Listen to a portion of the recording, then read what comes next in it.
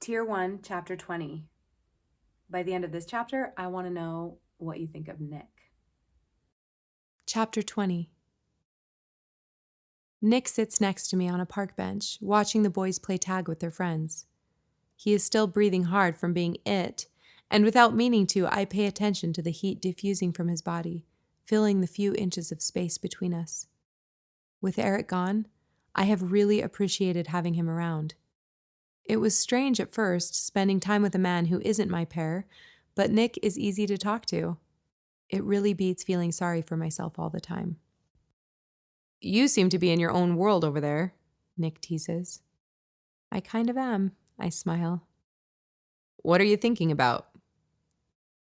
I don't want to talk to him about Eric, and I don't know how to express gratitude for his company, so I talk about my mom. When I was file scrolling again last night, I happened upon more of her service assignments and records. I fill him in on the most interesting parts. I remember as a kid, I used to see people from Tier 3 all the time. My mom worked with them. When she wasn't working in the Tier 2 distribution center, she was in charge of managing resources for their district. I remember going with her a few times and being fascinated and scared all at the same time.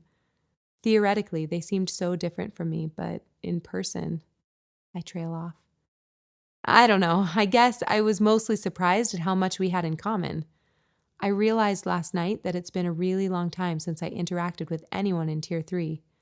Just got me thinking. I don't know that I've ever seen someone from Tier 3, Nick admits. Really? How is that possible? I spent all of my time either conditioning, testing, or in the medical center with my dad. What does your dad do? I ask. He is an ER doctor for Tier 2. He doesn't work much anymore. He mostly helps support the new doctors coming in. He's 46 and counting. I gasp. 46? Wow, that's impressive. I am sure you still saw a lot. Your mom was okay letting you be there with him all the time? That must have been pretty shocking for a little kid. She knew I loved it, but I don't think she would have approved. She died when I was 7. Oh, wow, Nick. I am so sorry. I had no idea. How were you able to fast track your conditioning with that kind of trauma to work through? My dad opted to do reversal therapy on my limbic system. Just some slight adjustments to make everything bearable and allow my rational brain to function without being overpowered. It was really helpful. Even now, I view that time as being tender, but not painful.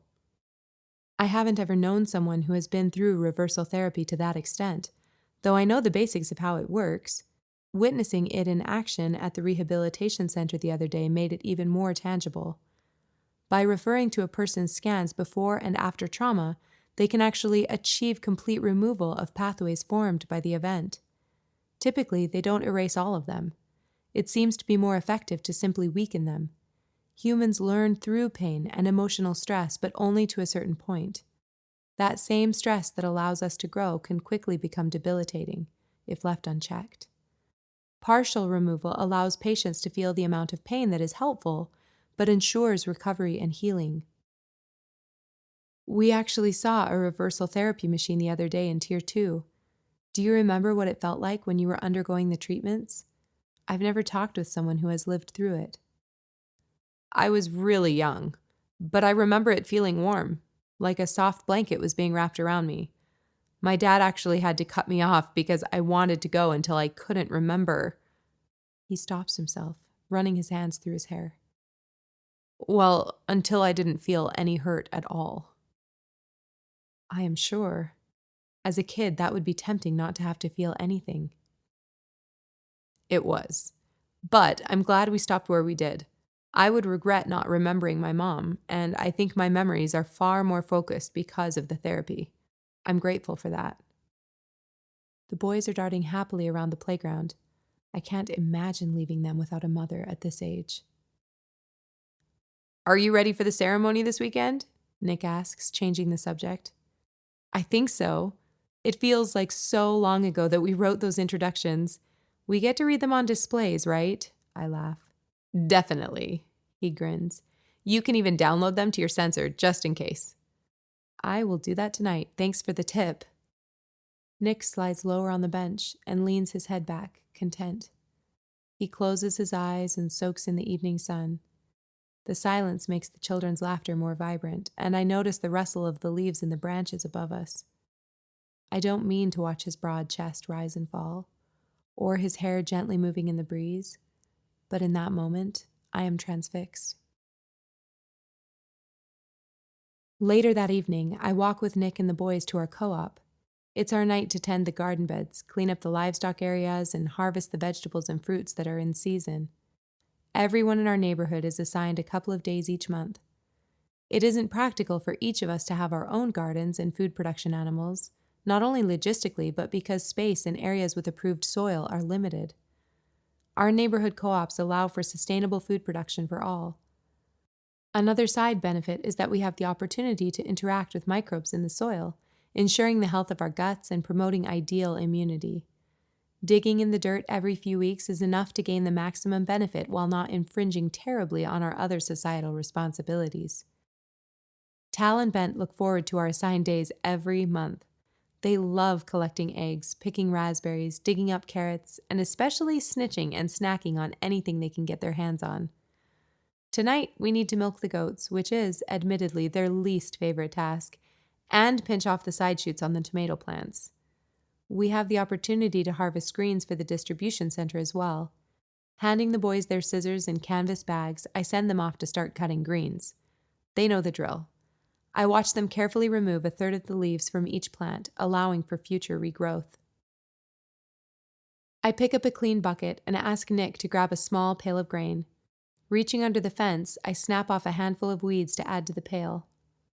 "What do we need this for?" Nick asks. I hand him a sanitizing wipe, "are going to milk the goats." Nick stares at me blankly. "That's a thing?" "You've never milked a goat before?" "I have never been given that assignment, no," he laughs. "What is your typical assignment?" "I am usually turning over soil or repairing equipment and shelters at my co-op." It makes sense that he would be used for manual labor. Harvesting and milking take knowledge and skill, but not necessarily muscle. "Well, you are in for a treat," I say with a smirk. I let him lead our first doe up onto the milk stand. I laugh as he awkwardly pushes and pulls, fighting against her locked legs and swinging head. When she is in place, I gently pat her head and offer her the weeds and grain, which she happily accepts. "You can milk her now," I say. Nick looks so taken aback that I laugh out loud this time. "Here, let me show you," I say, walking over and motioning for him to move close. I show him how to clean the teat, then help him use his fingers and palm to start expressing the milk. His fingers move awkwardly at first, but his face lights up as a thin stream of milk hits the bucket, making the metal sing. He continues until the udder appears wrinkled and empty, and I rest my hand on his to let him know he can stop. He quickly turns and sends milk spraying past my face. "I missed!" he laughs, letting go and moving back before I can smack him. "You are lucky you missed," I tease. He picks up the bucket, and we repeat the process with the other 4 goats.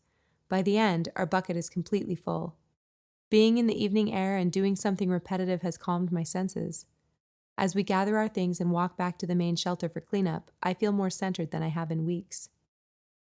"Thanks, Kate," Nick says softly. "For what?" I laugh. "You're a natural." "For letting me be with you guys today. I loved it. I haven't felt this, comfortable, I guess. Really ever. It's nice." I smile. We meet up with the boys and finish our tasks. I felt fairly comfortable today, too. For that moment, I don't allow the buts and what ifs to enter into my experience. I give myself permission to have a nice moment.